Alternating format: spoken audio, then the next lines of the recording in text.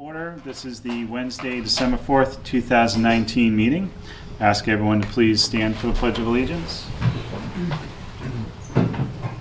Pledge allegiance to the flag of the United States of America and to the republic for which it stands, one nation, under God, indivisible, with liberty and justice for all.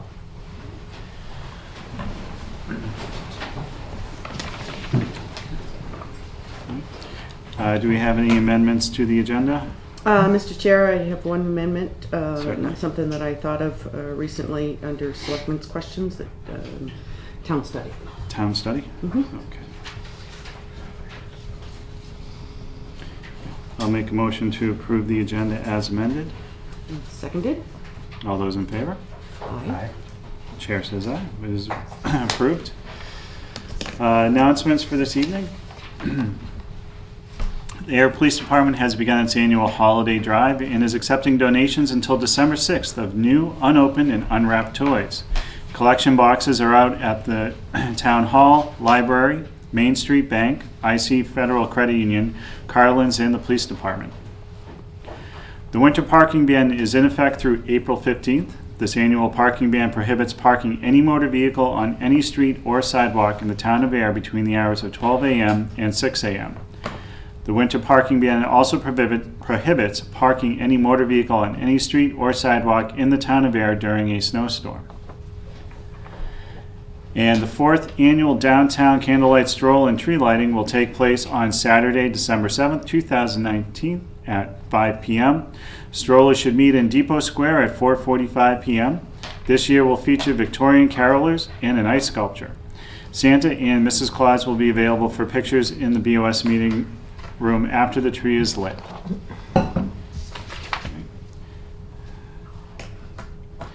Open up to public input if anyone is here for public input. Okay. Mr. Chair, if I may? Yes, I'm getting there. Okay. It's a rough day at work. My apologies. I'd like to welcome Sean Copeland to the Board of Selectmen. Congratulations. Thank you. Welcome. Thank you so much for running and committing your time and everything. We look forward to working with you. So we do have one piece of work to do. We need to appoint a clerk for the Board of Selectmen. I make a motion that Sean Copeland be clerk. It's a form of hazing, so Absolutely. I will second.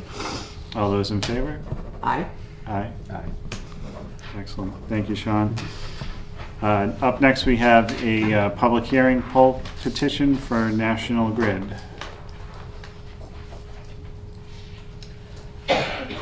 Excuse me. The Ayer Board of Selectmen will be conducting a public hearing on Wednesday, December 4th, 2019 at 6 p.m. at the Ayer Town Hall, first floor meeting room, 1 Main Street, Ayer, Mass. Regarding a petition by National Grid and install 3 SO poles on Sandy Pond Road, beginning at a point approximately 110 feet northeast of the center line of the intersection of East Main, Littleton Road at the traffic rotary, and continuing approximately 580 feet in a northeast direction. Install 3 new poles, number 50, number 75, and number 89, along Sandy Pond Road. These distances are 100 feet, 150 feet, and 850 feet from the edge of the road at the traffic rotary. All right. Do we have anyone from National Grid? Please, come on up. You just state your name for the record, please. Sure. My name is Javier Morales. Javier, thank you for coming tonight. So you want to put the 3 poles along Sandy Pond Road, and okay, there's the visual. So our DPW superintendent had 3 questions which were answered. Mark, do you have any further concerns on Yeah, this? did you get those? Yep. Yeah. Yeah. So, I could Please, Mark. point out a few things. Yeah. So, so my main, and I just went out and looked at it, not knowing how the route was designed and what the needs were and what the existing infrastructure was, but it seemed like there's a lot of poles and wires out there, and putting in another pole line, if we could avoid that, would be desired. So, Yeah. so I put that on here, the 3 locations are the white dots. And there's an existing pole line that runs right through here and then crosses over the road and runs down the other side of the road. And I'm assuming, Javier, that you're connecting from this pole here? Nope, the one to the left, right at the triangle. At the Oh, usual right road. here? Correct. And going down, and then running that whole length? Yeah, the line would go from right about the tip of that triangle to your first. Right octagon- here To the first to octagon. here, yeah? And the second octagon isn't quite that far up, it's a little further down, Okay, right about in there, in the Yeah. trees. And then the line would pick up the existing line that's, oh, from here? no, if you go further down, south, if you go further Yeah, south, Yeah, that's north. north, okay, where's? South in the picture. There's one right So- in here, yeah? Yeah, you'll see like there's a little bare spot going Yeah. through the trees right in there.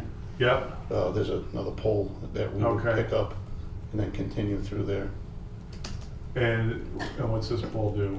Oh, that would be a support pole, because when you get to the driveway Yeah, for American Superconductor, we would be taking a left into their right, property yeah. with, Because the existing pole, existing wires are on that. yeah, the existing wires on the west run side. along the red line Yep, on the left side of the road yeah, as you go north. And then when we get to their driveway, we'd have to run in 2 new circuit in that third octagon to the north that you have your cursor on. Would be okay. a support pole for the line going into the property. Because, so I don't know if you've been out and looked at, I didn't go. and there's some white myself, stakes no. and it's hard to see them because of snow. Yeah. But I would guess you're probably gonna be clearing We would have a to. large number of those trees. It's hard to say. We're going with spacer cable construction, which is a really compact form of construction. It's only about, uses a footprint, aerial footprint about this wide, versus cross-arm construction, which is an 8-foot path that would have to be cleared. The reason that we use spacer cable construction is just for this reason, so that we can avoid tree trimming. And also, that product is very durable when it comes to trees falling on it. So it's really difficult to tell from the ground how many trees would have to be removed, because the poles are, granted, they're gonna be 50 feet up in the air at the point of attachment where the conductor runs. So when we use that product, we try to strategically place the poles to minimize the amount of tree trimming. Okay. When I went out there, I did the best I could eyeballing it from the ground, but that's kind of a decision that has to be made when construction comes. And a lot of times we can, adjust poles and move them so that we can minimize the amount of trees that are removed. Okay. So that's, I'm standing at the triangle, so that's about where you're starting, and then you're going Yeah, across down by the Correct. white sign there, and then picking up the pole line. yeah, it would sneak in. You see that kind of like bald spot to the right of where that big chunk of trees are? Right in there? Yeah. Yeah, I tried to aim the pole so I can Okay. get through. So you might just trim this Yeah. here instead of taking all these pines down. Yeah, Okay. when I originally tried to design this job, I know how people love their trees, so at the company, we try to do everything in our power to avoid tree Okay. trimming. The only time we do that is when we absolutely have to. The main reason is the cost of removing them. I tried to design the pole line to put it on the left side, if you look at that picture. Yeah, right. But, Oh, down here. yeah, the problem with that is that, that's a really narrow sidewalk. Yeah, It has a Cape Cod berm. I would be forced to put the poles right on the Cape Cod berm, which would be unsafe. Because they'd be, well, not unsafe, but they'd be more prone to traffic. Also, that sidewalk is very narrow. One of the things we try to do is maintain the American with Disabilities Act, which requires a 36-inch sidewalk. And I really didn't want to put the poles in that location, considering it's already less than 30 inches, and it would make it very difficult for our disabled Was there citizens. any opportunity to put a single pole here and then connect into this pole and run the wires down? Say that again? See, there's a pole, you can just see it right here. So the problem, another thing that we face at the company is that we're limited to having 2 circuits on a pole. If I did that, that would be adding a 3rd circuit to that pole. And the reason that we don't like to do that is because, well, first, it's not part of our standards. And the main reason, it's triple jeopardy on a pole. If the pole gets hit by a car or a tree falls on it, now you're losing 3 circuits instead of 2. So, Okay. everything. And then I was just looking back Yeah. towards that. And then I don't show it here, I missed it in the photo. Yeah. The next one, yeah, so I think the third pole is like. Just to the left of that little Yeah. gray house, yeah. And I don't know whether there's, I originally was thinking that these trees were gonna have to be trimmed, because I didn't know if you were running on that side of the road, but they don't. We're So- gonna use the existing And pole. then, I'm sorry. do these, are there any concerns with a pole at the location between the 2 houses with the driveways? And No, it's actually, the driveways are on opposite sides of the house, so the pole would actually end up right on the property line in between the 2 homes, which would actually help the customers if they ever needed a service upgrade. They'd have a pole right in front of that house that they could utilize, if they ever wanted to run an underground circuit or for whatever reason. Okay. So it's actually in their benefit. All right, those were my questions. All right, so it sounds like you do the least invasive Yeah, at the planning company, and whenever we provide service to implementation. customers, we're Okay. required to design all of our jobs to least cost to serve, Yeah, while still maintaining our structural integrity and safety to the public. okay, And like I said, we do everything in our power to avoid tree trimming. One, because it's expensive and people love their trees, but unfortunately in this particular case, I did everything I could to try to avoid that, but there was just no way. okay. Any other questions? Chris? You had mentioned that to minimize your tree trimming, that the pole position could be moved. Is it within the same, like roughly the same footage, I guess? Yeah, I think the way it works is, whenever we're granted a grant of approval in a public way, we're allowed to move up to 3 feet in any direction, to adjust for fine tuning. Okay, I mean, in this particular case, maybe we could extend that a little when the time comes, so that we can help avoid any tree removals. okay. Robert, is there that wiggle room for them to do the 3 feet? And would that take any action from our board to expand beyond that? Mr. Chairman, no. In other words, if Okay. the board approves it, that would be within the company's Okay, purview. thank you. Any other questions? No, I was just looking for some more quick. And do I have a motion to approve the petition? I make a motion to approve the petition as presented. I'll second. All those in favor? Aye. The chair says aye. You're approved. Thank you very Well, much. thank you. Javier. Have a nice night. Thanks for coming out.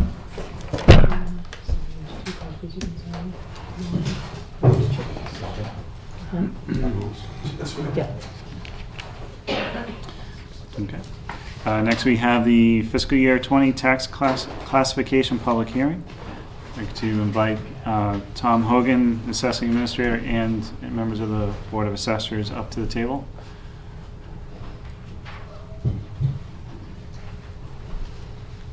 Evening, gentlemen. Good evening. How are you? Pretty well. How are you all doing? Good. Doing well. Welcome, Sean. Thank you. It's been a year, Charlie. This when you advance, you just hit this arrow, or do you want me to do it? I can do it. Okay. Screwed up, I'll just grab it right back. Gotcha, thanks.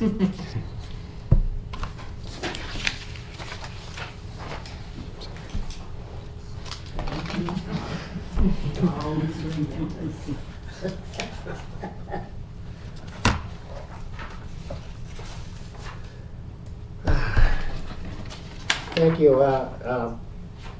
I'm Tom Hogan. I've been the assessing administrator for the town of Ayer for about 23 years, so this is not my first classification hearing. I'm joined by John Kilcommons, who is our newest board member. He's the board clerk, and he's here to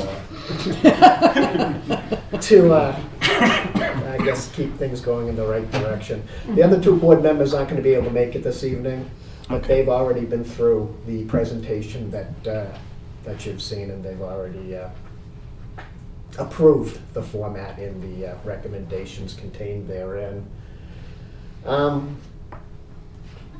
Sorry, the presentation doesn't get any more interesting every year. Thought that's what John was here for. So, the Selectmen's Copeland, this is a meeting that all cities and towns per statute are required to have every year prior to, as part of the tax setting process. And it's really the finish line. The tax levy, the amount of taxes that are going to be collected or committed for this particular tax year has already been established through the budget process and town meeting vote and so forth. But there are 4 classification options available under the statute that the Board of Assessors is required to let you know about their availability. The first 3 of them, the open space discount, the residential exemption, and the small commercial exemption, the town has never adopted before. And the recommendation of the assessing department is that you not vote to do so this year for various reasons. The 4th option, adoption of a residential factor, is you have to adopt a residential factor. And the residential factor ultimately determines whether the town has a single tax rate for all classes of property, or like Ayer has chosen to do in the past, have different tax rates for residential versus commercial, industrial, and personal property. So that's pretty much the most important aspect of the presentation.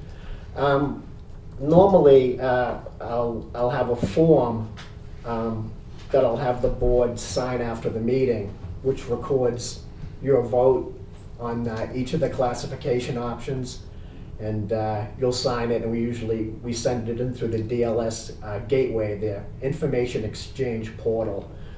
And this year they've made a change in the way that works, and they're actually requiring the selectmen to log on to the DLS gateway and check the box with their name. So you have to sign it electronically, which is, as you can imagine, it's causing a little bit of havoc in the assessing communities. Because number one, I went in, and none of the 3 of you were on the DLS gateway. And so I set up logins and temporary passwords for the selectmen. So you people can go in after tonight's meeting or tomorrow morning, and first thing it's going to ask you to do is it's going to ask you to what your new password is. The password I assigned was temporary, and you can keep the temporary or you can change it, and then it should take you to the document you need and check it off, and you'll be good. So I apologize, a little more complicated, but if you need any assistance, myself or Kyle will be happy to help you out with that.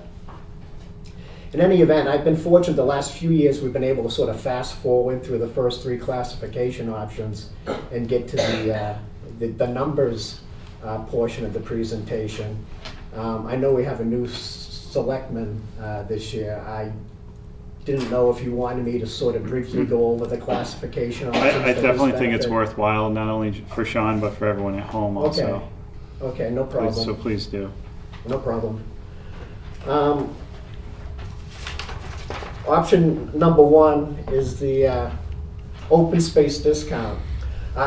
Before I begin, the thing you have to keep in mind with all 4 of these options, including the residential factor, is they do nothing to reduce the total amount of taxes that we're going to commit for this year. If one targeted group receives a tax benefit by the adoption of one of these options, somebody else is going to pay more in taxes. So it's a zero-sum application when it comes to these options. But option number 1 is the open space discount, and this was designed to provide owners of open space land with a tax benefit intended to be an incentive for them to keep their land in a natural and open condition.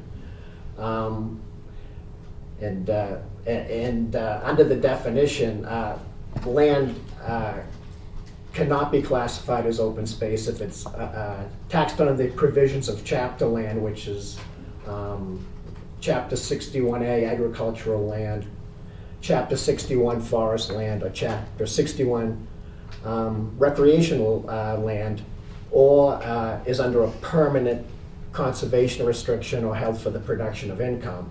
And when you remove all of those exclusions, we have no open space land in Ayer. So even if you were to adopt an open space discount, it would have no impact to our tax structure. But every year, the Board of Selectmen can vote to discount up to 25% of the open space percentage of the tax levy. And what happens is open space owners are subsidized, the residential tax rate will increase, and the residential taxpayers will pay more than they otherwise would to subsidize the open space owners. And last I checked, and I think it still holds, it's the town of Bedford is the only municipality in the Commonwealth with an open space discount. So based upon that presentation, the assessing department obviously would advise that you choose not to adopt one this evening. Okay. The second, You want to do them one at a time? For the motions? you can do, yeah, And probably easiest. Yeah. sure. Okay. I make a motion that the Board of Selectmen do not adopt the open space discount. I'll second that. Okay. All those in favor? Aye. Aye. Chair says aye. So no open space discount? The second option available under the classification statute is called a residential exemption. There are 14 communities in the Commonwealth that have adopted this. This exemption is intended to provide a measure of tax relief to owner occupants of residential property by shifting the tax burden to other non-qualifying residential properties. And it's a lump sum valuation exemption, and it can be up to 35% of the average residential valuation. So if the average residential valuation were $200,000 and you were to adopt a 10% residential exemption this evening, all qualifying taxpayers would have their assessed valuations reduced by $20,000. Properties that are excluded from the residential exemption are seasonal homes and non-occupied residential property. That is residential property that's not the legal domicile of the property owner. And apartments, non-owner occupied residential property, investor-owned property. So as you can imagine, the residential exemption has been adopted in Nantucket, Tisbury, and Barnstable as a way of shifting some of the tax burden onto the summer owners, second home owners. And Boston, Brookline, and Cambridge have also adopted residential exemptions as a way to shift the tax burden onto investor-owned property, which there's quite a bit.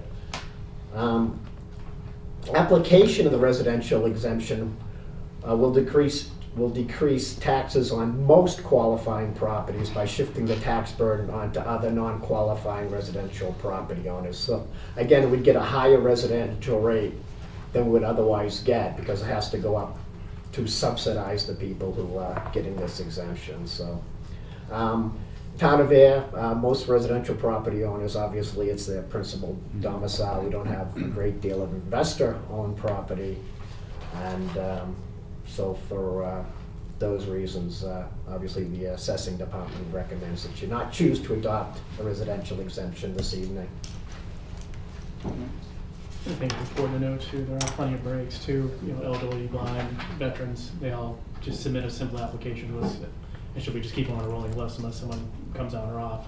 So they are getting a tax break, they are available, it's just, the blank statement is what we were against. Okay. Thank you, John.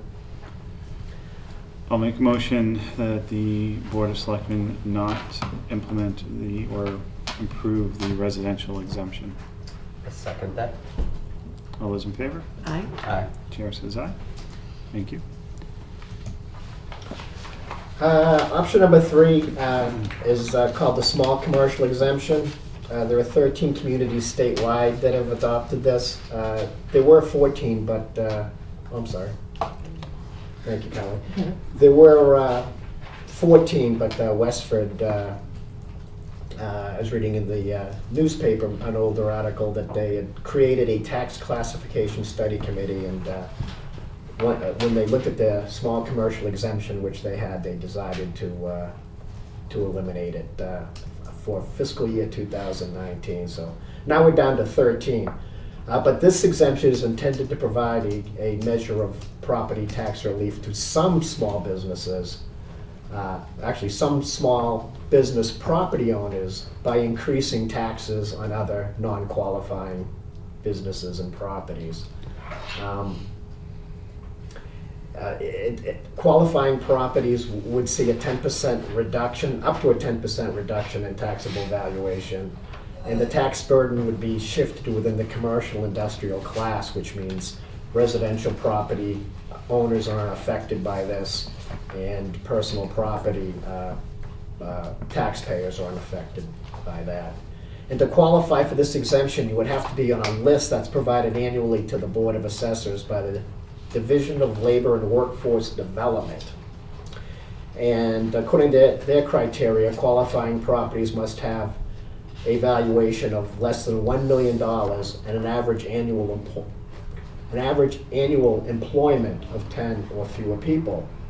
And the Board of Assessors has limited authority to add businesses to the list if post-billing.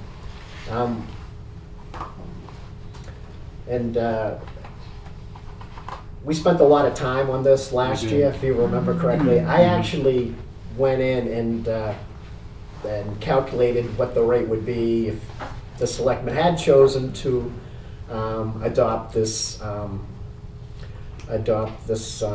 option. And I was going to do it this year, but it's an awful lot of effort for something we may or may not do. So I thought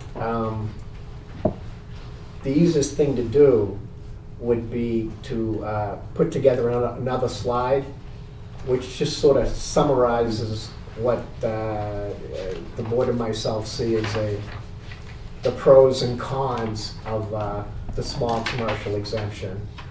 The pro, obviously, is that local adoption will provide a measure of tax relief to qualifying small businesses. There's a few more cons.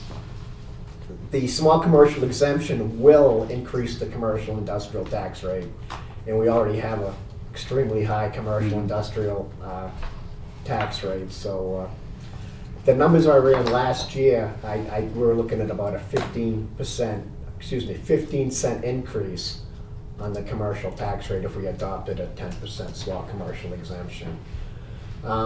The small commercial exemption doesn't provide any broad-based tax benefit to C&I taxpayers. If you believe that commercial industrial taxes are too high, then the solution to that, if you think the solution to that is reducing some taxes at the expense of other businesses, it doesn't seem to be it doesn't seem to provide everybody with a benefit. It's only a selected few. And the other thing we found out that when we did the math on implementation was the tax benefit might be realized by the property owner and the small business. Rather than the small business, there's no way to ensure that tax benefit goes down to the business. It might just stop with the property owner. And the last con I have, and we talked about it this year, it's and we did talking about it prior to this meeting, which I'm part of the failure of that to happen. I readily admit that. But if you were to vote to do it this evening, it would be a little bit tight. We'd have to alter our bridge program with our billing company. We'd have to contact the billing company to redesign the bills to show the small commercial exemption. And Jacqueline and myself, who's the assessing department assistant would have to identify properties that qualify and make the appropriate adjustments within the accounting system to make sure that it gets on the tax bills. And because there's probably more businesses out there that would qualify than are on the list, we would have to qualify businesses post-billing, which would be a charge to our overlay account instead of, if you qualify them up front, it's just reflected in the rate. And we really haven't budgeted overlay for this, the application of this. If you want to do it, we'll get it done, but it's kind of a lot of work to do in a short period of time to make sure it comes out right. Application of this, again, it does not affect the residential tax rate. It will increase the commercial industrial rate, and it will leave the personal property tax rate alone. So you'll end up with 3 tax rates in town. So for those reasons, myself and the Board of Assessors would advise that you choose not to vote for a small commercial exemption this year. Okay. I know last year when we talked, part of the conversation was on your 4th bullet point was who would actually see that benefit, and the big question was whether it would be the property owner or the business owner in those situations. And the other piece I think we talked about a lot was the enforcement. Like, how do you know once you set that, that they still qualify as they go through the year? So, okay, thank you. Any other questions? No. Want a motion? Please. Did you want to do it? Sure, I'll try it. So, make a motion not to accept the small commercial exemption. Seconded. All those in favor? Aye. Aye. Chair says aye. Thank you. Thank you. First one's the hardest. Yeah. Over that hurdle. Now we're getting into the numbers. As I mentioned earlier, the tax levy's been established through the budget process and town meeting vote. The assessors are in the valuation business. Our job is to take that bill and divide it up amongst the taxpayers equitably. And equity means keeping values current. The idea being if you keep values at market, taxpayers can be insured of paying no more than his or her fair share of the tax levy. So, it's just a way to ensure that everyone's property tax is paid commensurate with the worth of their property in relation to all others in the community. So, ours is really sort of a disbursement function and establishing, reestablishing equity on an annual basis as property values rise and fall, and commercial versus residential, condos versus single-family homes, vacant land versus personal property value. There's just a lot of moving parts year to year, and our job is to sort of establish the market value of all properties. In this case, as of January 1, 2019 for FY20. So I provide this valuation history graph. I know it's no surprise, we talk about it every year, but this year the total taxable value of Ayer is 67% residential and 33% commercial, industrial, and personal property, which I will henceforth refer to as CIP. Just move this along. Residential market's booming in town. A lot of our growth is residential growth. We're not getting a lot out of the C&I segment. We're getting a lot of personal property growth. But as you can see, in 2015, we were 63% residential valuation, and we're up to 67% of the total. So the residential share of the valuation pie is growing. And if it wasn't for personal property growing, I think you'd see a wider gap in those percentages. But you can see every year since 2015, it looks like we've been gaining more and more residential valuation. So not a bad thing. And it's interesting to note that, I think I wrote it down, Ayer is such a unique community. for a small community, and it has such a strong and diverse tax base. We're 67.33 on our valuation percentages. City of Boston 65.35. So we're incredibly diverse on a much smaller scale, but we really do stand out from a valuation perspective of being a truly unique community. So.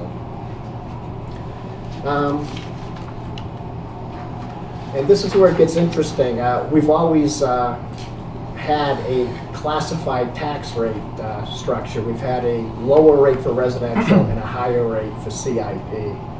And we've done that by shifting the tax burden, which the law allows you to, onto C&I taxpayers, commercial, industrial, and personal taxpayers. Last year, the red on top is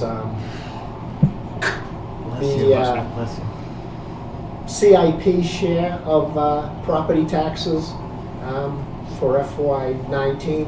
It's 50.8. So even though in 19, 33.4% of the total value was residential, was CIP valuation, they assume 50.8% of the tax levy. So they assume the disproportionate share of the tax levy. So in turn, what happens is, even though the residential taxpayers were 66.6% of the valuation pie, they assumed only 49.2% of the tax levy. So that's the power of the classification process, and that was achieved the last 3 years.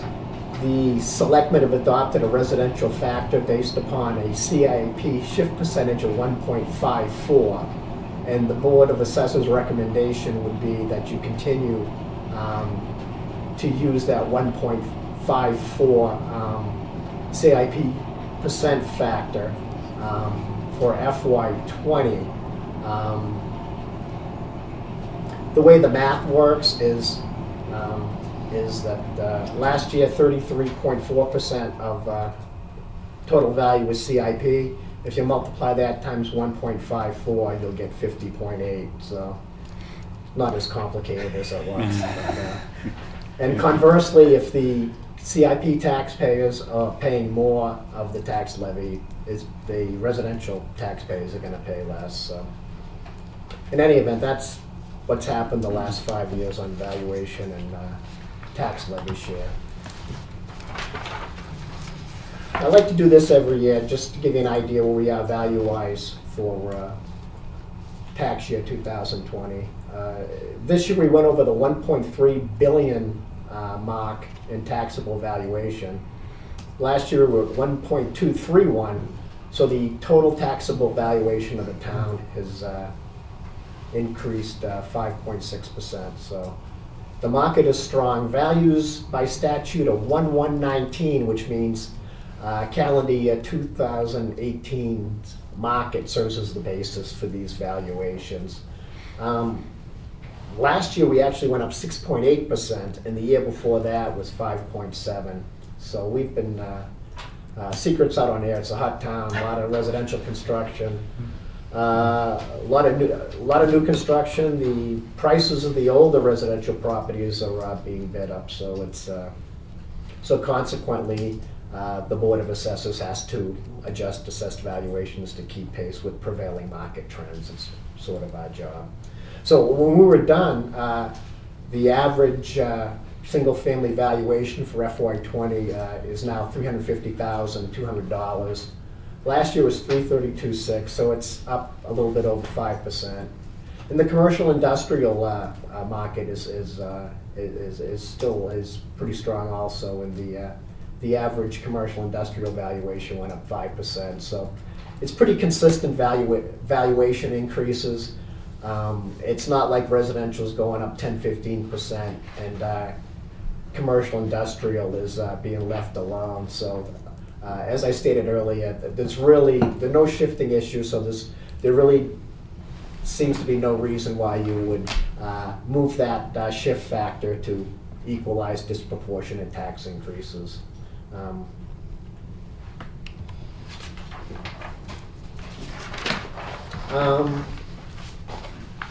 I provide this slide every year. This is sort of a slide that shows the derivation of our tax levy every year. I just run through it real quick. Every year, cities and towns, the Department of Revenue calculates our maximum property tax levy that we can bill in a particular year. And this is the formula. They take last year's levy limit, which is the maximum amount we could collect in property taxes the previous year, increases it 2.5% under the provisions of Proposition 2.5. This is the key. There's an allowance for tax dollars relating to growth valuation, which is new construction dollars, new equipment, utility valuation, that type of thing, subdivisions, new condos, that type of thing. We have debt exclusions. You can further increase the levy limit through debt exclusions. We have several debt exclusions. This is the debt service on capital projects. The biggest one being the high school renovation. But that's at 1.6 million. That's up from 1.45 last year.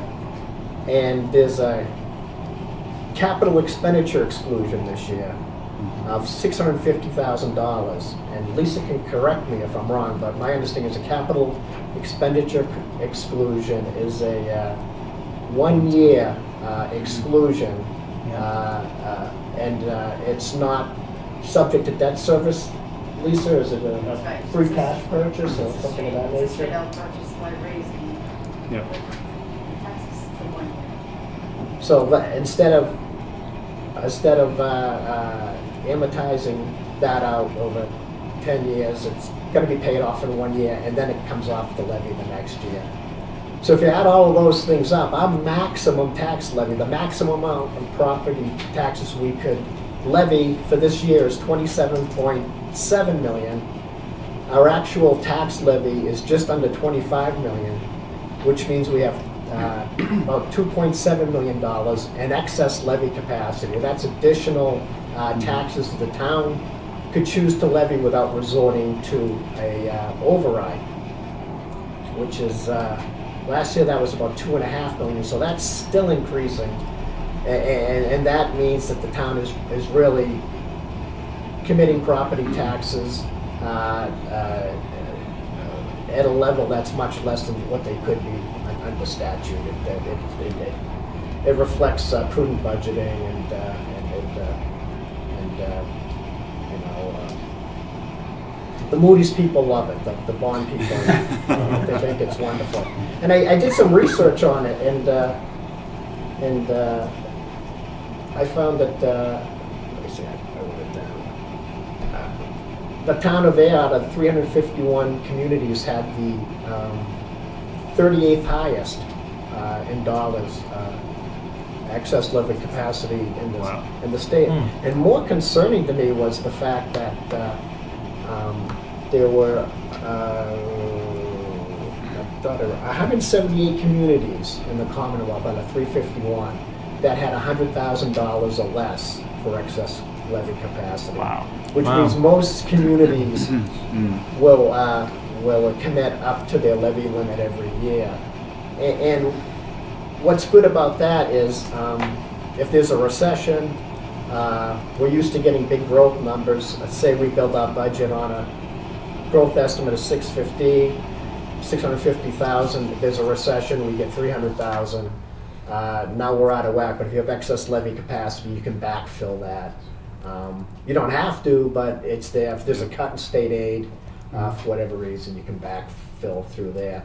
And if your excess levy capacity and there is a recession and you're not getting the growth that you think you're getting, then that could cause municipalities budgeting problems, because then they would be 2.5% increase plus a low growth number, and to increase that they would have to resort to an override. So we're in pretty good shape in that regard. Last year's tax levy was 23 million. If you remember, last year was a funny year. Our levy was actually lower than the previous year for a variety of reasons. I don't quite understand, but and if you remember, the average residential tax bill only went up $20, which was a very favorable year. But this year, it's going up 1.95 million, which is about an 8.5% increase in the tax levy this year, which is a significant increase for 1 year. But if you take out the debt exclusion, the fire equipment, the 1 year capital expenditure exclusion, and you take out the additional 210,000 in existing debt exclusions, you're only at a 4.8% increase in the levy, which is pretty consistent. And if you look at last year, I think the tax levy went down 0.8%. So over 2 years, if you pull out the debt exclusions, you've got about a 2% increase in the levy over 2 years, which is pretty conservative. So, and you know, this year it's a pretty big increase in the levy, but you know that's going to come off next year, and things are going to look a lot better next year when I sit down to talk to you. So, in any event, I gave you the value formula. I gave you the levy formula. Tax rate's simple to calculate. Sorry. You take the tax levy, you divide it by total taxable valuation, multiply it by 1,000, and you'll get $19.20. So if we have one tax rate for all classes of property in there for FY20, it would be $19.20. They call it the single or uniform tax rate.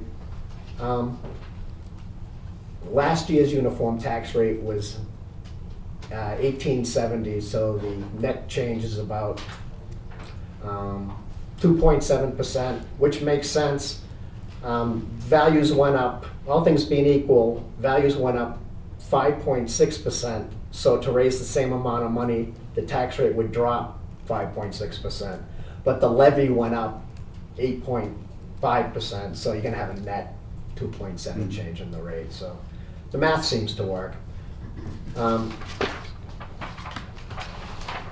Again, Ayer has a classified tax rate, 2 tax rates, and this is a summary of the Selectmen's vote last year. Pretty simple. Last year, residential was 66.6% of the total taxable value. They paid 48.5% of the levy. Tax rate was $13.63, and same formula applies to CIP. And this was achieved by adopting a residential factor of 0.28773. The residential factor and the shift factor are 2 sides of the same coin. You don't adopt the CIP shift factor. I don't know why. It'd be a lot easier to explain. You adopt this residential factor, and it's pretty easy. If you multiply 1.54 times 33.4, you'll get 51.5% of the levy by CIP. And if you take the 0.728773, multiply it times 66.6, you'll get the 48.5. So it's, but the residential factors change every year. So you really want to focus on a residential factor. For this year, that's based upon the same CIP shift percentage that you adopted the previous year. So, and Which was exactly a year ago. yeah, I was going to say, coincidentally, it was exactly a year ago I was here, so. And based upon all that information that I provided Selectmen this evening, I highlighted in yellow. These are just a snapshot of our tax rate options for this year. Not all of them. Not only do you have, we can shift up to 1.75, but not only that, you have decimal places in between. You can, it's mind-boggling the number of choices, but I wound it down. Every 10%, and then when you hit the 150 and above, I go 1%, because that's kind of where we are, and then open it up. But a CIP shift factor of 1, you get that uniform rate of 1920. That's the highest residential tax rate that you can have under statute, and the lowest CIP rate. And if you go to the bottom of the chart at 1.75, you'll have the lowest residential rate that you can have under statute and the highest CIP rate. And believe it or not, there's nothing stopping the selectmen from any municipality of bouncing around. But the idea is to be, obviously, look at past history, be judicious, and obviously try to make a decision that doesn't sort of drastically impact the tax structure of the community in 1 year. But I've worked for cities and towns that have done that, believe me, it's been interesting. But in any event, last year the selectmen adopted a residential factor based upon a 1.54 CIP shift factor, and so that residential factor would be 0.734081. Adoption of that residential factor, you'd get a $14.10 residential rate, a $29.57 CIP rate. The average residential bill would go up $404. That's a little bit inflated. There's a lot of new construction in town that would bring up your average, without moving any other value. But it's 404 and be about an 8.9% increase on the average residential bill and 7.8 on the average CNI bill. There's a little bit of shifting there, but not enough where I would recommend moving that shift factor. And it's important. I just ran the numbers.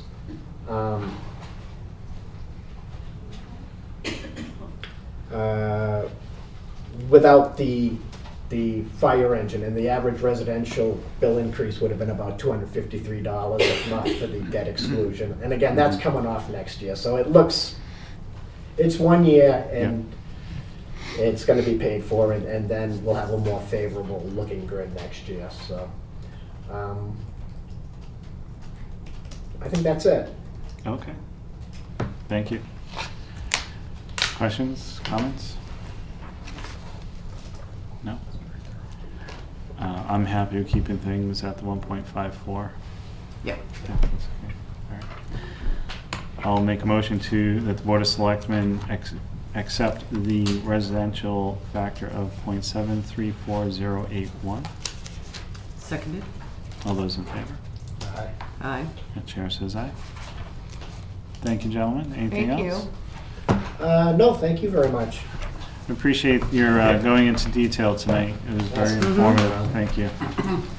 And Mr. Chair, I'll send each of you individually an email tonight or tomorrow with your information to get logins. on that login.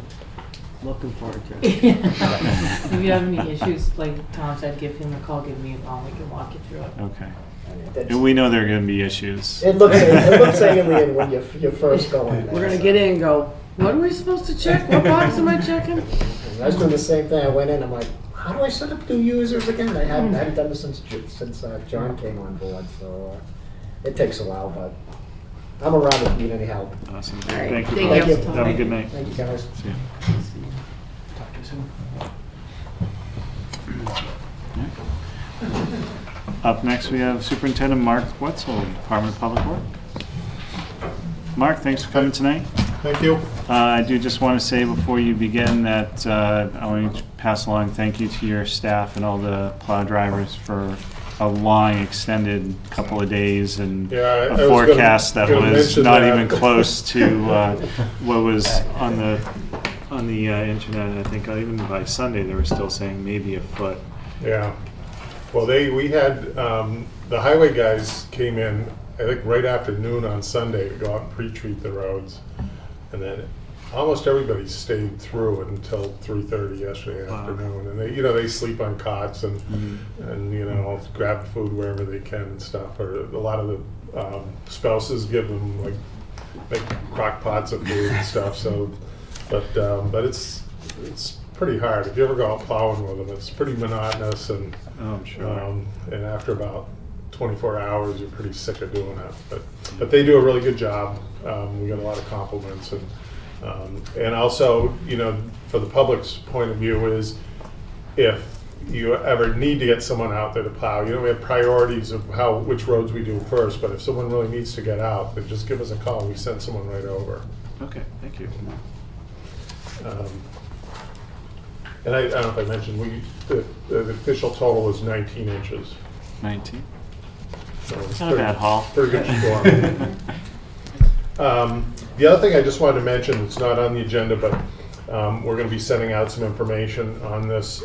As you know, we got a municipal vulnerability preparedness planning grant, and the first phase of that is to do a workshop.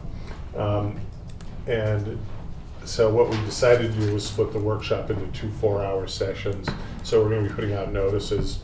Public's invited. We want representation from town committees and town boards. So we're going to send out personal letters to all the boards. But that will be, the first day will be Thursday, January 9th from 4 p.m. to 8 p.m. And then the following Thursday, January 16th from 4 p.m. to 8 p.m. And we're going to do that at the DPW office. So more to come. I did put a flyer up on the bulletin board, and we'll put stuff out on the Facebook. All right, thank you. So what do we have? Oh, change order. So the first order of business is we've completed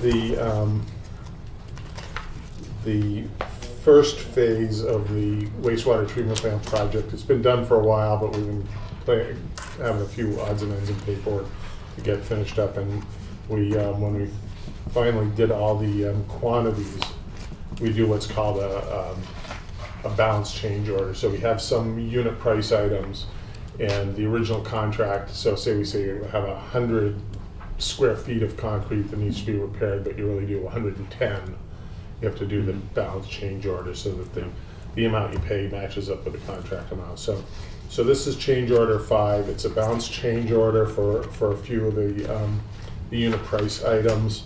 Spalled concrete, repair exposed reinforcing steel, repair concrete at the curb, which is the curb around the basin, repair stair nosings, and then doing some test pits to locate utilities.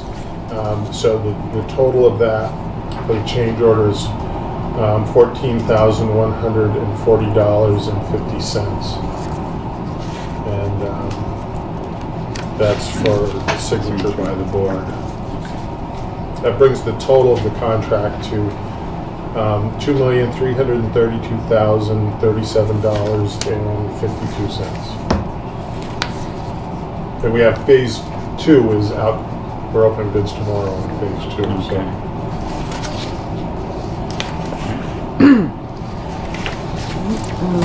I'll make a motion that the Board of Selectmen approve change order number 5 for the wastewater treatment plant phase 1 upgrade contract with Waterline Industries in the amount of $14,104.50. Second. All those in favor? Aye. Chair says aye. And I apologize, I didn't get a chance to get Sean's name on here. It just has a line to sing.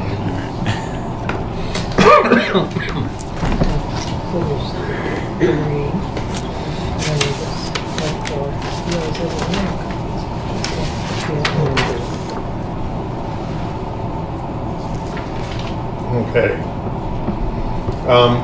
The town manager also asked me to give a little presentation on Central Ave, Groton Harvard Road. We've talked about this before. It's not a easy solution because we're not really so we're not really. There's no real single reason for the problem. It's not like if you do this, it'll fix everything. So I think I had in the packet a memo about some of the issues, and it's, being residents and driving through there, you're probably aware of some of the issues. It's just kind of a big intersection, and so what are some of the existing conditions? Central Ave is east-west through street. It's got a flashing yellow caution light. It's a main street, so you get a lot of truck traffic even though trucks are not supposed to be on that section of the road. You do get a lot of local traffic, traffic up to the hospital on crossing at Groton Harvard Road. There's stop signs at Central Ave in both directions, and there's a flashing stop warning light. There's sidewalks on Central Ave and on Groton Harvard Road. They're not ADA compliant. There's a long continuous curb cut on the south side of the intersection. Look back so you can see what we're talking about. You can see here there's no real defined edge of the road other than that white line all the way down to here. And I think that kind of gives you that sort of feeling of openness of where am I supposed to be. We've tried to do a little bit with changing some of the lines to line them up a little bit. I think this is an older picture, so we did kind of bend this line in a little bit, and as well as this fog line. But I will, sorry to interrupt, I do say that actually has made a huge difference. I've noticed when I'm coming down, because there's fewer cars going side by side, someone trying to take a left will pull right up next to you and block your vision. So that actually has been a good improvement. But I think if you did some curb definition in here, but anyway, we'll continue. Yeah. There's some sightline concerns, primarily if you're coming down Groton Harvard Road towards Central Ave from Washington Street. There's some sightline issues with some bushes and a utility pole. I think I have a slide on the accidents, but they vary varying seriousness and causes. And also one of the issues is the railroad grade crossing on Groton Harvard Road can back up the traffic significantly.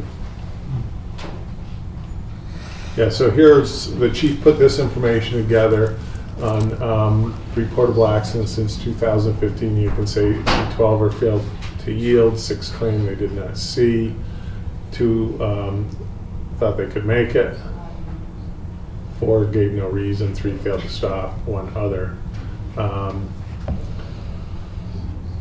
I don't know, it said 3 in the first half of the year and 13 in the second half of the year. I don't really know if that has anything to do with anything. It just struck me as odd. It is. So avoided that from July through December.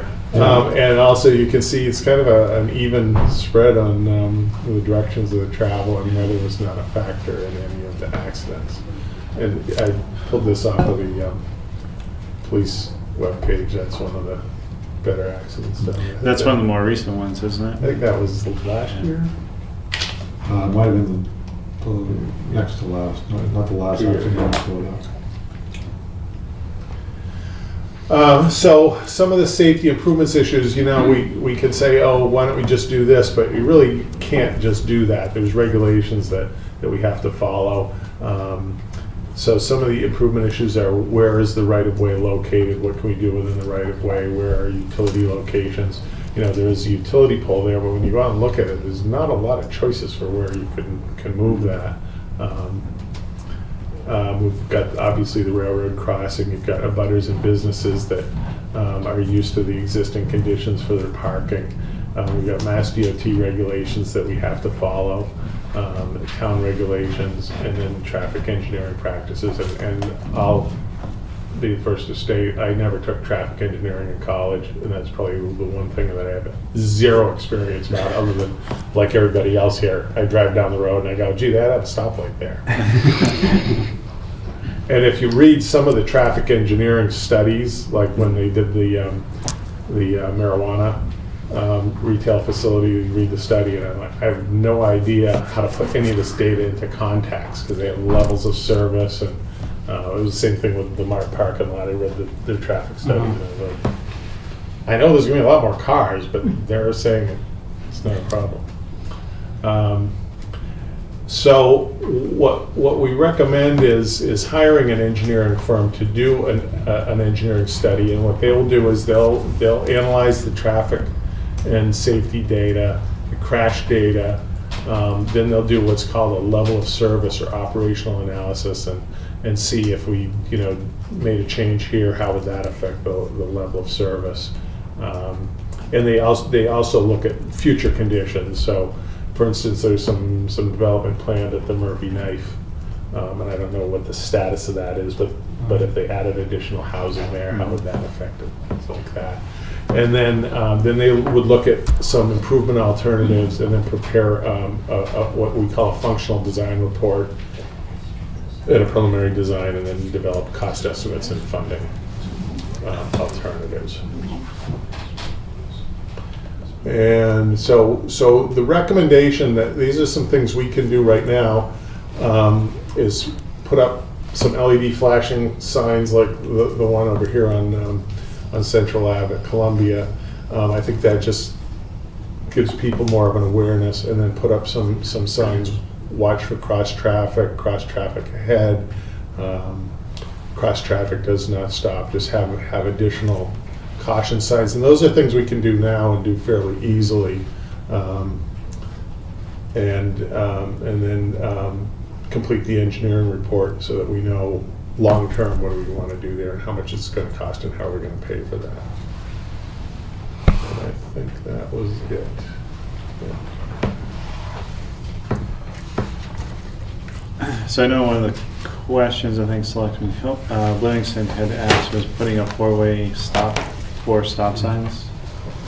Is that That would have to be a feasible? recommendation would come out of an energy study. We just can't go and put up stop signs. We have to have a study. And they have what are called warrants, and they look at, can you do that? Is it going to create more of a safety problem? Is it going to hinder traffic and things like that? So there's certain, for any design criteria, there's certain warrants that you have to meet that set that criteria, and that's what would come out of the engineering study. They'd look at the traffic flows, the turning movements, and see what we could do. Okay. And it's not just the study, then it would have to go to DOT and they would have to approve. We can't just throw up a stop sign wherever we want. We still need state approval for those kinds of things. Okay. So, in my experience, what we've seen that it's not going to be granted, but it's something we could look at and try. Well, I think putting the flashing stop signs definitely helps, because I mean, this one here, you start seeing when you're way down there. So at least you start seeing something going, oh, okay, I have a stop, and I think that does help. I do think, having been experienced that road, so many years too, I think we've all had our moment of like, I think I can make it. Yeah. It's something about that spot. It's big, it's wide, it's so open that I don't know what happens to us as drivers sometimes, but it's like, ooh, challenge, let's go. I know sometimes I feel like, the gym, as you're trying to creep up, like, is anybody coming?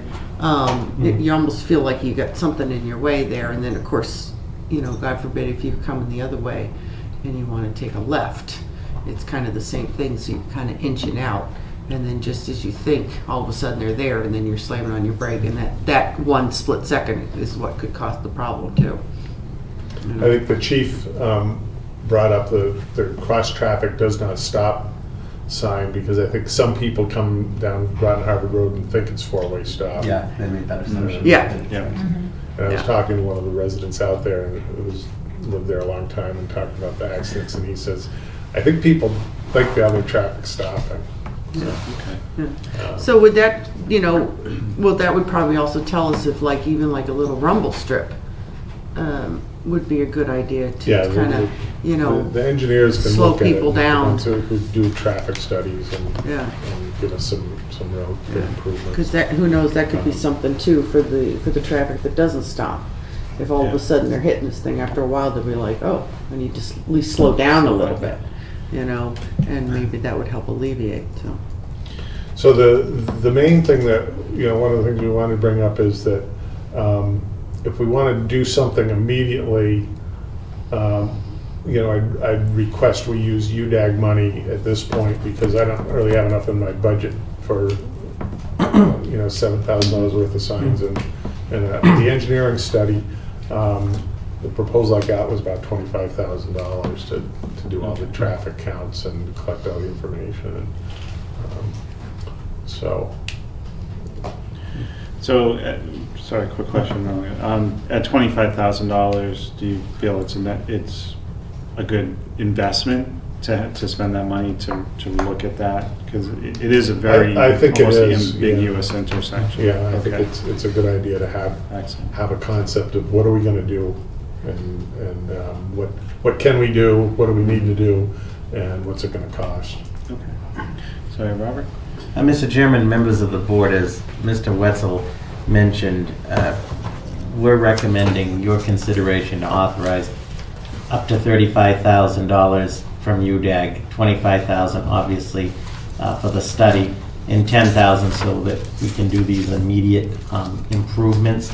The balance is approximately $1.7 million right now in the UDAG account, and if the board decides to vote that recommendation, we just ask that the motion say to be replenished with free cash at a future town meeting. Okay. But my 2 cents, having met with the chiefs and the DPW superintendent, I think this is a positive step to get some immediate improvements, and then let's get the long-term solution going now. Okay. Yeah, we've certainly brought this up numerous times. Oh, yeah, we have. I think this is the third Just time. 2 we months talked ago, about I it. can find the Yeah. exact date. One of the other things that we talked about previously was as you're coming northbound, so as you're heading towards East Main, you come to the intersection. If you're looking right, which is then up this way, there's a slew of signs. I think the hospital has a sign. There's a few others. There's the street sign. There's a pole. There's bushes. That does create really a visibility challenge when you're trying to decide if you can make it or not. Have we looked at possibly the authority or ability to remove some of those signs, or at least try and open up that space to improve Well, visibility? we can relocate signs. We can, if they're, depending on which signs they are, you may be able to remove them or not. But, Okay. Some are public safety, and some, we're talking about putting up more signs, but we'd have to make sure we're not interfering with. Yeah. with Looking for some balance in our Yeah. signage. Yeah. But I think the biggest issue is, and you alluded to, the bushes. Yeah. That row of growth right there that really blocks vision, but they're not on town property, right? On private property. One is half on town and half on private, and I talked to the homeowner, and he was kind of like, well, I don't think my bushes are the issue, but, I mean, we could definitely work with that person Okay. and do something. He wasn't against it, he just didn't think that was what the problem was. All right, fair enough. Okay. Any other questions on the subject? Yeah. No? All right, well, thanks for pulling this together. Appreciate it, very informative. Chief Murray, thanks for coming down and joining. You want a motion? Oh, yeah, sorry, we need a motion for the evening. Thank So you. that they can go do the Yeah, recommendations? So I'll make a motion that the Board of Selectmen authorize up to $35,000 out of the UDAG to be replenished at a future town meeting via free cash. I'll second. Sorry. That's okay. All those in favor? Aye. Chair says aye. Thank you, gentlemen. Thank you, everybody. Good night. Thank you. Chief Murray. Thanks, Chief. So the So the fine- sign will be there tomorrow, right? yeah. It's in his car right now. All right, I think I can get the stop signs I can get fairly quickly, yeah. but, so I found- It'd be nice I found before a guy Christmas, who's it'd be like a responsive, midnight. some of these guys aren't very responsive. But anyway, so the third item is, and forgive me if I don't have all the details on this, this was for the town engineer's been working on this project, so he briefed me, but we're, on my capital budget, we have some money to repave this, what we call the Zero Park Street parking lot, which is the little triangle next to the fire station. And it does get a lot of use from the commuters. We applied for and received a grant to put an electric vehicle charging station at that location. So we want to do that before we repave the parking lot. We're also going to do some other improvements with putting up a wooden guardrail instead of the concrete and doing some just general cleanup. But to put in the electric vehicle charging station, so we have a grant and an incentive from National Grid of $26,000 for that project. But we will need to town cost is about $2,210 for a 5-year network subscription, because it's got to be controlled through some sort of a internet network. And I'll include that $2,200 in the operating budget. But the main thing we need to do here is we need to grant an easement to National Grid to put some poles up to get power over to the electric vehicle charging station. And I don't know, did we have a picture of where they were going? There's one in the packet. Dan put one in. No, I didn't see. Yeah. So basically what we have to do is go across Park Street to the back side of the lot, and then they'll put a second pole in. We were working to see if we could get them to come off the pole in back of Dunkin' Donuts, but that requires an easement across that property. And what says National Grid requires a path for service over the property being served. The Dunkin' Donuts pole would have required an easement over its property.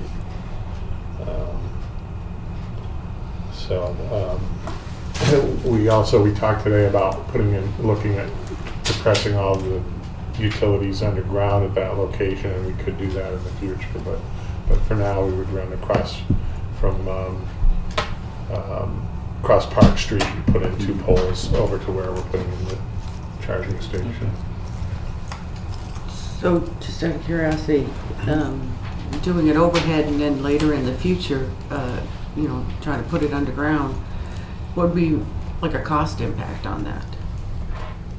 I mean, would that... We have not determined any costs of going underground, but it's Okay. pretty expensive. Okay. So, I mean, we could, at this point, we could probably come down the pole and go underground. Their National Grid's policy is if you have overhead, then they generally don't go underground. But I mean, we could, but it would be our cost instead of their cost. Okay.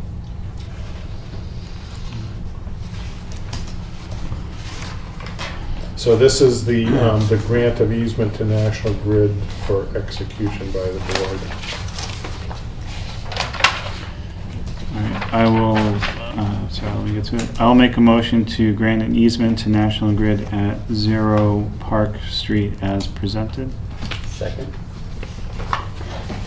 Sorry, is it National Grid or Mass Electric, or does it matter? It's Mass Electric is who the actual wording is for the grant of easement, and I think it's an AKA. Yeah, DBA. Okay. It doesn't. DBA. Yeah. Okay, all right. So I have a second. A second. All those in favor? Aye. The chair says aye.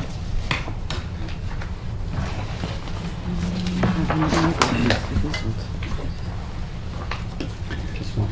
Yep. She didn't give you 2 of them? Or he didn't Dan give just you? gave me one. Thank you. Here's the change order. What's her name? Carol at National Grid. It's okay, because we can copy that one. Copy that and notarize. Right, exactly. As long as she gets the original, she will. And they'll record it. All right, so you'll notarize that. Yep. and I'll then- put it in the box. All right. Thanks, Mark. Thank you. Thank you very much, Mark.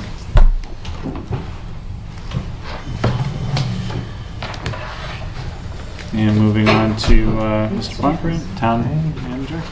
Mr. Chairman, members of the board, I hope that you all had a great Thanksgiving. And Selectman Copeland, congratulations and welcome. I look forward to working with you.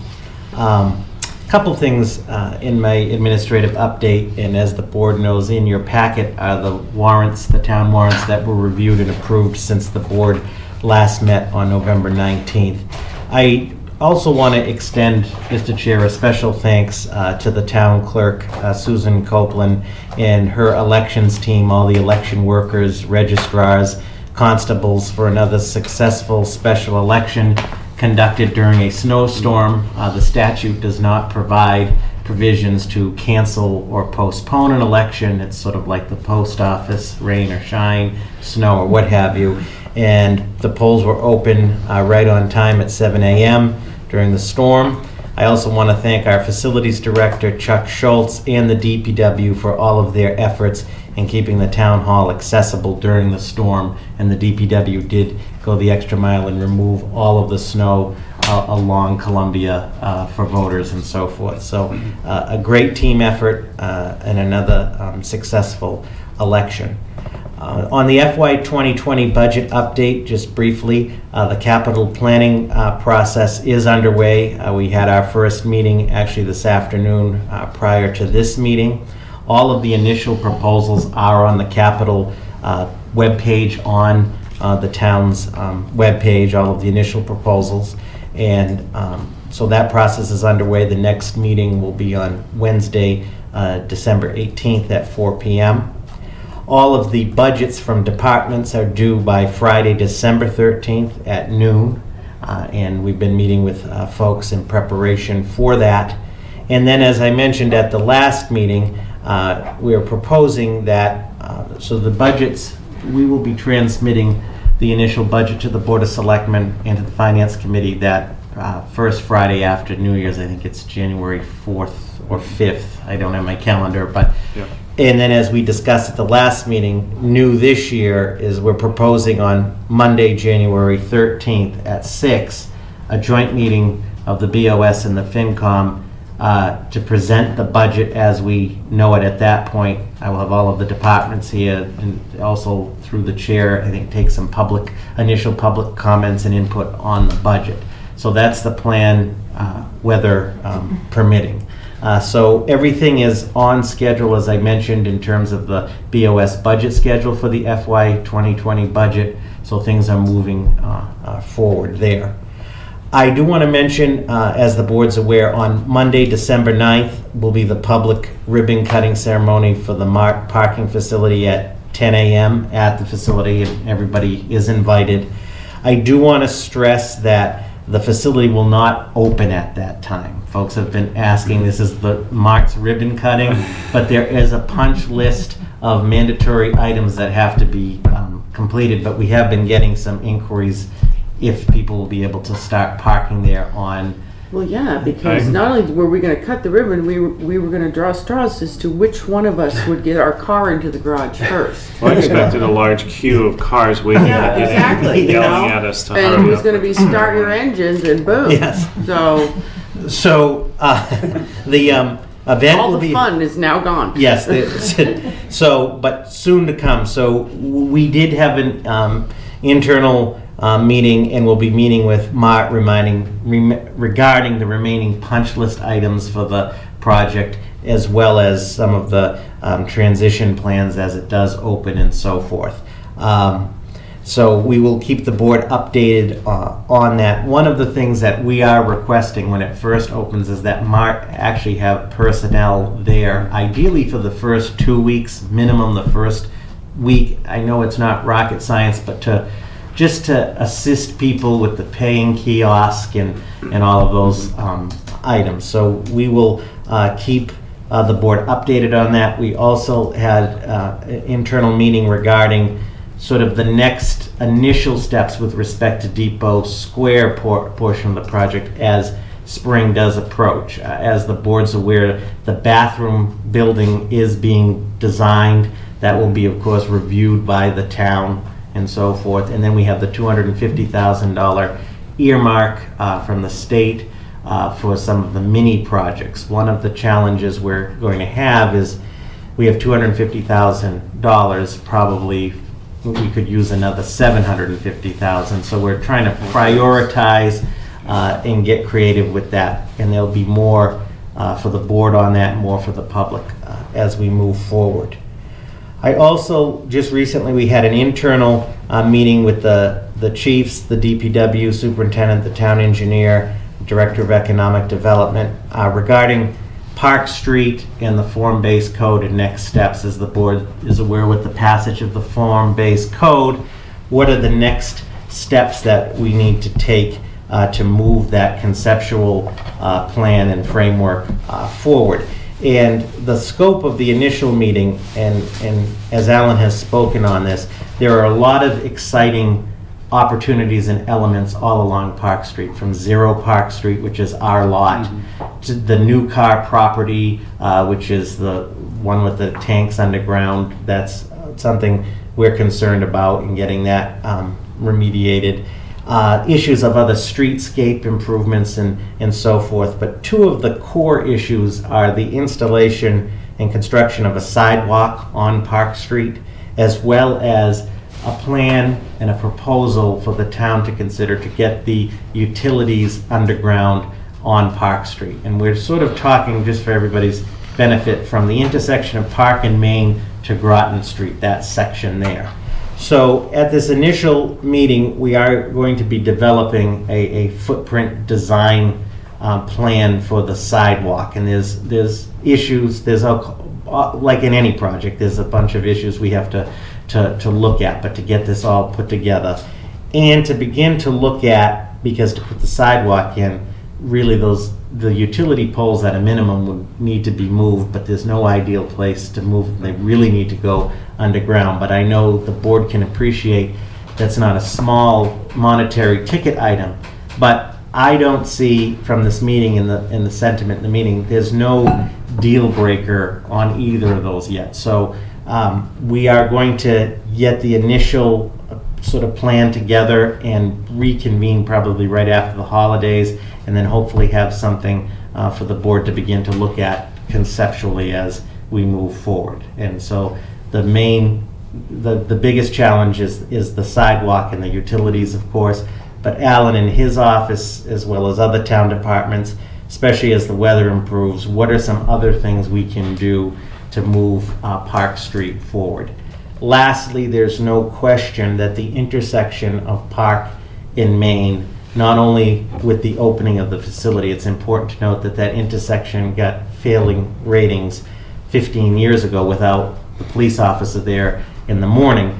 We are, sooner than later as a town, going to have to look at that intersection and I'm not going to jump ahead with any thoughts on that, but what does that mean? And over the years, the board has heard everything from signalization to roundabout to, I don't think flyover has been proposed, but Park Street, that little piece of Park Street, there's a lot of exciting opportunities going on there. So we do take the implementation of the form-based code, not only for Park Street, but for West Main Street, which we'll talk about another night, serious as far as moving forward.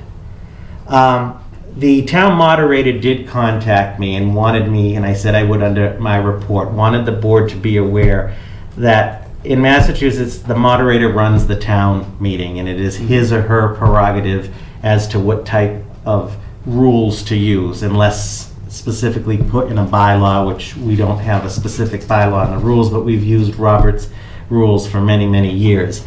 And the moderator is now using something which is called town meeting time. It was developed by a series of moderators in Massachusetts. It's sort of a more sleek, revised version of Robert's rules. He wanted me to make the board aware that that's the rules he's going to be using. That's his prerogative as the moderator.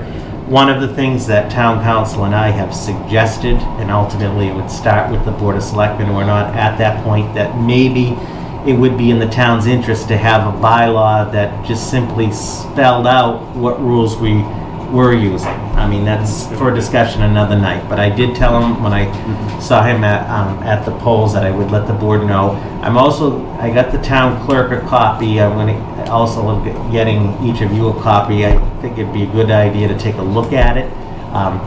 He likes it, meaning the moderator, so more discussion on that, but I appreciate you letting me bring that up. And then lastly, again, I just want to stress, since we last met, a lot of preparations have gone for this Saturday's event, which I think is going to be a great event for the town, the holiday lights. I think you've probably seen the lights at the Rotary look really Yeah, they look very great. good. I want to thank... They light up the pond, really. Yes. And since you brought up the pond, if I may, Mr. Chair, just so that the public is aware, that project is a Mass DOT project, drainage project. It does include extensive landscaping and plantings. Unfortunately, the project, Ayer's luck, ran so late into the season, you couldn't plant anything, but Ice skating rink? in the spring, there will be all kinds of plantings. I don't know about the ice skating rink. But I do want to thank Ms. Antonellis for all of her efforts with the Rotary Lights and getting the sponsorships. And Alan has a great program planned for Saturday as well with the stroll and some new things, the ice sculpture, the Victorian carolers, and some music. And so I think it'll be a great event. I hope that you can join us. Lastly, the DPW will be in preparation for this, but also for downtown. We'll be doing the snow removal of downtown late Thursday night. Again, and I appreciate their efforts since the storm just happened, but they're really on top of it, so we'll get the snow removed, not only for the downtown commerce, but for Saturday's event. So that concludes my report, unless there's any questions from the board, and I just have one action item. No questions from No me? questions. All right. So unless there's objection through the chair, I'll turn it over to the Assistant Town Manager, Ms. Antonellis, on the approval of the 2020 license renewals. These are all of the licenses that are under the Board of Selectmen, subject to annual renewal. I know Ms. Antonellis has put a lot of effort into putting this together, and Thank you, Mr. Sorry. Members of the board, so this is similar process as last year. You know, under your purview, you have all the class 1, 2, and 3s, which are the auto dealer licenses, the common victulars for restaurants, liquor licenses. So I've put together a list of renewals, and then each type of license, they're required to provide certain documents to me. Proof of liquor liability, all the restaurants get a fire inspection. So the list is, I have a living spreadsheet as things come in. So what we've been doing for the past several years, and it works, is do a blanket approval, but put a caveat in until, you know, we've received all necessary documentation. We won't release the license. That includes payment. I looked today, we're about halfway there for payment. A lot of people wait till the last minute. We're trying to curb that a little bit. So anyway, the list is in the packet, and then I did talk to town council just this evening relative to Tiny's, because Selectman Copeland is employed there. We're gonna, town council's recommending to move to approve all the licenses except for Tiny's by the three of you, and then we'll do Tiny's separately, and they recommend Selectman Copeland should recuse himself at that time. Okay, And sounds if you have any questions on the actual renewals, I'm happy to answer those for you. good. Okay. I have no questions. I have no Relatively questions. straightforward. So, you want to do it? Well, I'll let you do that. Okay. I make a motion that the Board of Selectmen approve all of the business license with the exception of Tiny's Restaurant, subject to all the Requirements. Receipt of all- requirements. Jeez, we're all getting so tired. Yeah. That is, whatever. Being submitted. I can't even finish this sentence. I guess. Submission of required documentation and payments. Thank you very much. A second. Did we actually have a motion somewhere? I Yeah, think I got it. It was like a three-part, but I think we got it all in there. All right, all those in favor? Aye. Aye. Chair says aye, those are approved. So at this time, I'm going to recuse myself. I'll leave the room while you consider the Tiny's license. Thank you. Okay.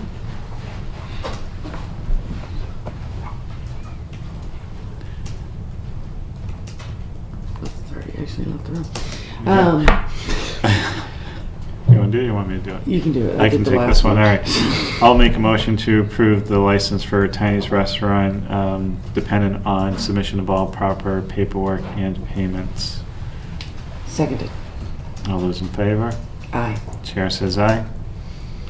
You can come back. On it. And then don't run away after the meeting. Oh, We I have a stack of colorful documents for everyone to sign. So much for the holiday season. It is the holiday season. That's my gift It's, to you. for- She gives us all the color paper. All right, so we're into Selectmen's questions and new business. I had asked to revisit the Devon's Jurisdiction Committee on the town level. I know that Selectman Livingston is representing us at the Devon's level, which is meeting with Shirley, Harvard, and Mass Development And DEC. and DEC. Anyone else I'm missing? And then the 6 residents. Yes, the business residents. Do you have the PowerPoints? I do. Can you Yep. just go to the first slide, please? Sure. Okay. So I just want to revisit, because it's been over a year since we had approved the formation of the committee, which I enthusiastically asked to be on, because I think it's something that's very important. So the committee, what I want to do tonight is kind of walk through what the charge of the committee is and what the expectations are, and kind of put out a call for members. So it's really for planning, initiating discussions around with all the appropriate parties, and the impact that the possibility of taking our land back would have on Ayer, on the services, and provide feedback to Selectman Livingston to percolate up into the larger regional discussion, but also inform the taxpayers as to what the pros and cons are as we go through looking at that and analyzing it. It is going to be a deep dive of data. It's not, as we spoke at the last meeting, it's not just a simple financial question. There's a social question. There's additional liabilities. So the question is, what is the impact on our services right now? What's the impact on the cost of that? Liabilities with the current infrastructure. Last time we brought up Vicksburg Square as just kind of sitting there, and what's going to be done with that. On the positive side, there's opportunities for growth. As a town, we're small. We're almost completely built out. I think the fireworks question and decision really showed that if we have the opportunity to find some open space, we should really take a close look at it. And then the other piece is on the financial side is if we were to take the land back, is kind of integrating a tax rate, because there's two different tax rates. There's a tax rate that we have that we set tonight, but then Devon's pays a separate tax rate. Correct. And what would the impact would be for the residents and also businesses. And then on the social side, there's the integration of Devon's residents and the impact that would also have on the Ayer residents, with the impact on schools, other programs within town, and then potential future housing projects within Devon's. And that really would be, I put that on here more as Vicksburg Square, because I know right now 75% of that sits within our boundaries. So it would really be a very data heavy, like asking a lot of questions, doing some analysis, reaching out to the department heads here, see what they feel the impact would be. When we went through the Trinity proposal about 5, 6, 7 years ago, that is now, on the Finance Committee, we asked a lot of questions more about the services, and little things such as the water service. It was at the time it was fully looped at Devon, so just kind of how would you integrate that, but also how would you divide that in Devon between the three towns. So can you go to the next slide, please? Yep. Thank you. So we're looking for, sorry, I should have made this larger. The committee composition, we have myself as a representative from the Board of Selectmen. We will reach out to the Planning Board for the potential of 2 members from the Planning Board. But most importantly, we need residents. So we're looking for 5 residents, including one who currently lives within the historical boundaries of Ayer on Devon's. And then Alan Minoyan will be joining us, Director of Economic and Community Development. So it's been a year. We haven't had the ability to form an actual committee. I think that, as we've all said sitting at this table, this is a decision that requires a long time, a lot of effort, a lot of pause and reflection on what the overall impact is, because this will impact our community for generations. So I'm hoping that we can start getting some people together and just start at least putting a plan together of how we want to look at everything. So if I could just add too, in looking at the map, and unfortunately I don't have it with me, I've been drawing on it at home. Some of the property on Devon's is still considered federal. Interesting. Which, and I was mentioning him earlier, I said, it didn't occur to me until I really looked at this really awful map that they handed us, and looking at the colors and everything, because like you have the federal prison. Mm-hmm. And I'm not sure exactly where the federal prison falls on the historical lines. So that adds another part of the conversation, as is, again, if we were to take it back today in its purest form, it would not be good, because we have a lot of the cleanup issues and everything, and then we also have boundary lines like Vicksburg Square. I mean, it basically going right through the building and everything, and that's not what we want. But there's also this federal property, and how is that to be dealt with? So that's something else that it would have to be an impact. But I also want to point out, as I've been kind of laying out my little thoughts and notes, as far as like, a future list of pros and cons. Example, a year from now, your committee could say, okay, this is what we're seeing right now as the pros and cons, but each con could, in the future, turn into a pro. So I want people to understand too, is that, as you're listing out things initially, you're going, okay, well, here's some of the pros right now. We're going to have more space, okay? But here's the con, we're going to have to mow. All right. I say that lightly, but you think about it. Great, we're having this open space. This is going to be great. But then you forget, oh, who's mowing it? So then you have to, so now this has become a con. So now you might have to increase a department, which then makes it turn into a pro again. So I want people to understand as the conversation is going forward, that just because you hear a con doesn't mean it's not going to turn into a pro. Very true. And that a pro wouldn't necessarily have a few cons attached. Right. Because it's the more and more I've thought about it, more and more as I write myself little notes and I try to do a flow chart or whatnot, every time you think you've answered your own question, it's opened up 3. Yeah. So we have our next meeting on Wednesday the 11th. Not putting up for 2006. They just need to let it go. In fact, I might play Let It Go for them if they bring it 2006. But we need to, as far as the Devon's Jurisdiction Framework Committee, we need to start moving forward a little bit more. And so I hope that we'll have a better update at our next meeting. Yeah, I think you mentioned a map, and that's actually almost the elusive piece here, is there is really, I've never seen a good map that shows what the historical boundaries are. Well, I can tell you the map that they gave us is not a good map. It's probably the same one that they were using back when the train. I think this one's even worse. So it's very hard to see, and I finally. So what I ended up doing is they gave us this really awful map, which I wish I had with me, but I left it at home. And then I went to the website, which is a slightly better map, okay? Only because it was a little more interactive. So my little map is literally, it's like, here's the space, and then you got, okay, here, we're gonna make this a little bit blue, and then we'll make this over here pink, and then we got all these dots. All those dots are buildings. I'm like, where is the front gate? Point to me the front gate. So I literally online, I'm like, lined it up. Okay, found the front gate. Okay, this little dot is the school. This little dot is 33 inches. So I really need a better map. So, but I mean, that's what I'm having to do. And then I started focusing on like, wait a minute, it's a slightly different color. What does that mean? It's federal. And what does that mean for us in the future? Right. And are we then going to have to deal with the federal government on something?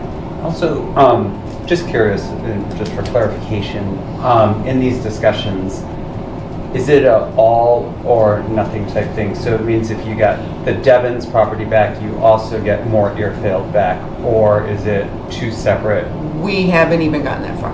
No. We're stuck in 2006.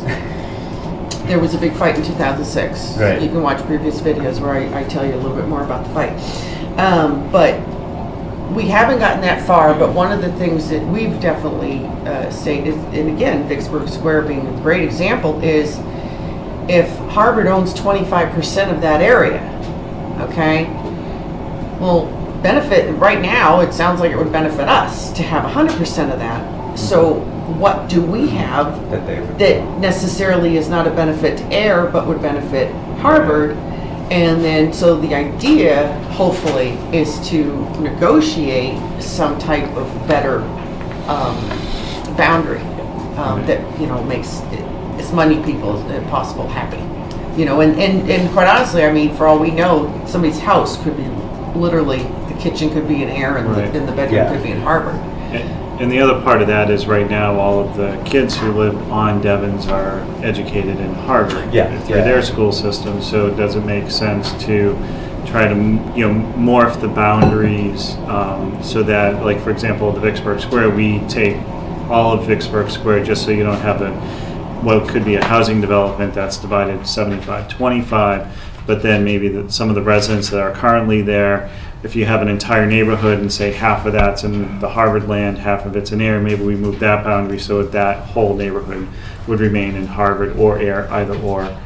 But we need that, you know, you need kind of that starting point to say, all right, this is what we have. The federal land is a great point. What is that? What's the impact on that in the future? Right. And, you know, to get there, we need the committees to start forming and meeting and working together. Yeah, so it just, you know, the great answer is, it sounds so simple, let's just go get it back. No. And first of all, we couldn't, because we couldn't afford it. We Yeah. would not be able to afford it right now. You know, even if we asked for it, you know, ideally then the state would say, well, we're gonna give it back to you, we're gonna give it back to them, and then all three towns are like, what did we do? And this is costing us money, and I mean, I say this, you know, it's minor, it sounds like, but seriously, who's mowing the lawn? Yeah. Because if that is now going to be town property, we gotta hire somebody, so it means we gotta increase departments, so there's a lot of things that need to be really thought out. And, but I think that, you know, now that I think we're gonna be more focused on it, you know, hopefully we can get this done, and literally if we start now, we can come up with a good plan. And I'd asked him earlier, I says, you know, kind of the plan was when the whole Devon's jurisdiction thing was taken form, is that ideally is that we were going to work with Mass Development, and they pay for a consultant to do the three towns, to come up with, you know, kind of a plan, but I don't know if that's going to work either. Yeah. You know, so, but I mean, again, you know, we have to move past 2006. Robert? Mr. Chairman, just two major points.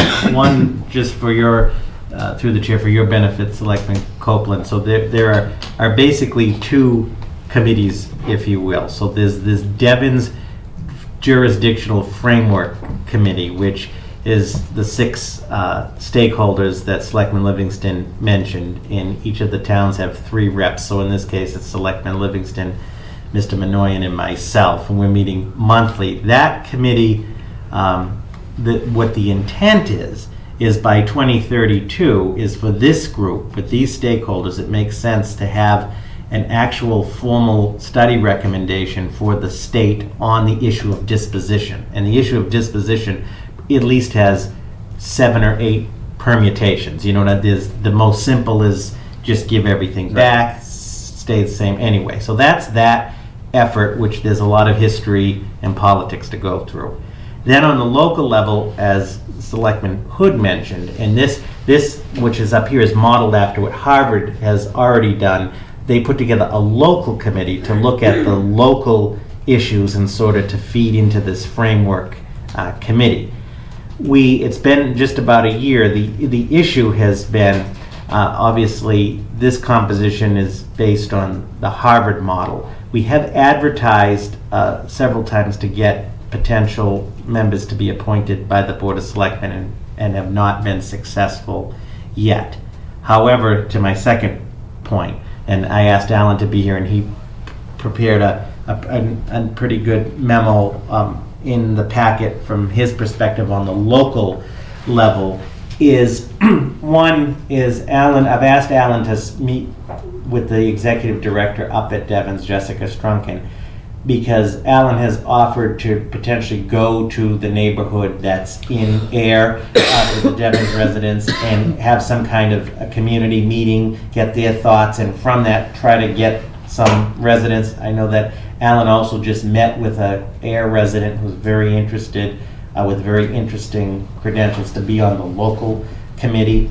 And I think, to Selectman Hood's point, I think that we should, as we rapidly try to get the right fit for this committee, because it's going to be a lot of work, the local one, and it is a lot of data and into the nitty gritty, if you will, is I think we should also begin to start some of the collection of that information, even as we're, putting the committee together. So my 2 points, one is just to give you sort of a brief overview of the lay of the land, where it stands. But secondly, that Al and I have been talking about this extensively. I think going to meet with those residents, and this is Alan's forte, I think there'd be a lot of positive coming out of that. Alan has also started to put together an inventory of at least the industrial and commercial properties that are in Ayer, and we can talk about that in more detail. And one of the biggest challenges is the Moore Airfield. People talk a lot about the Moore Airfield, and I think Tom, that was here earlier, we're going to have to get somewhat creative and do some deep looking into what the federal aspect of it. There's this aquifer underneath it, there's all of these variables. But we will try to make another really good push. And I'm thinking that Alan or I don't want to keep volunteering, Alan, but maybe go to a next planning board meeting, briefly get on the agenda. There are some great folks there, and I think we could get a couple members nailed down there. Excellent. All right. Thank you. I concur.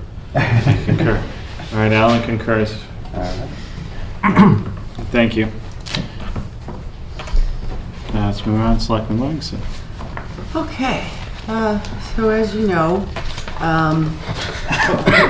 over the last few weeks, we've heard a few residents talk about going back to the Board of Five.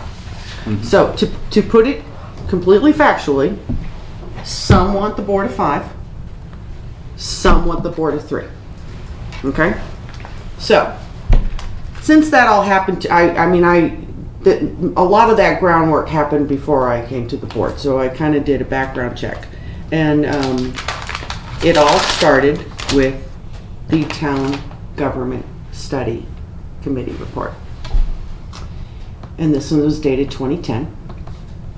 The previous one was 1999, which means we're also due to do this Town Government Study.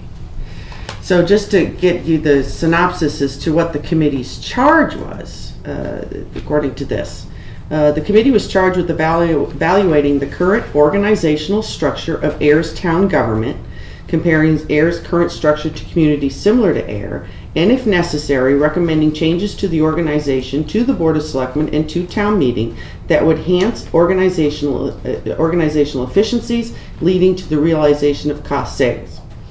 So that was the charge.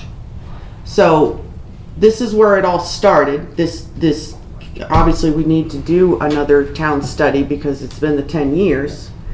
The process, just so for people who weren't around and didn't know the process, the study was done. Recommendations were brought to the board.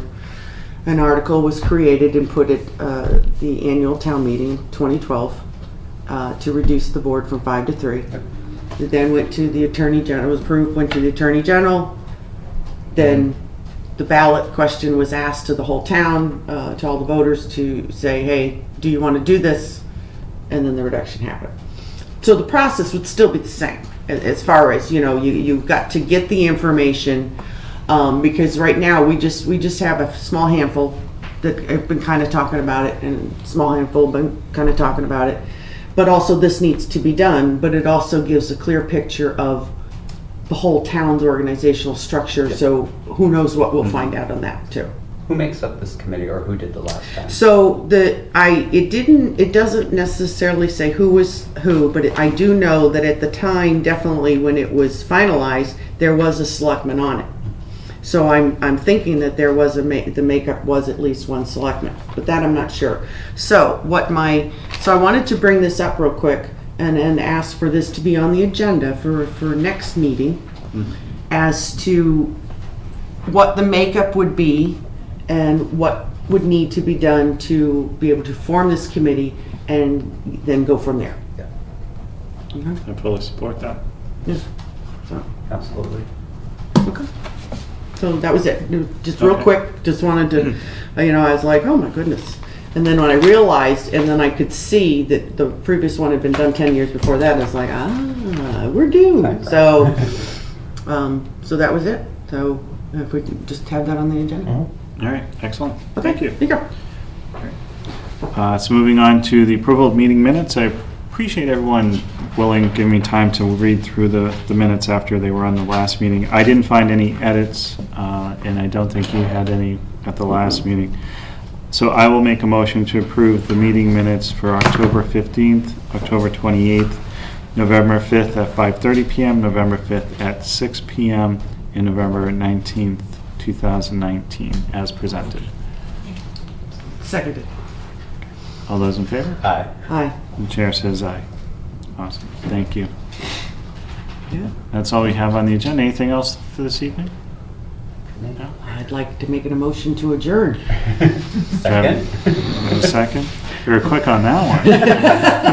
There's a stack of colored paper over there. All those in favor? Aye. The chair says aye. Thank you very much, everyone. Have a great night.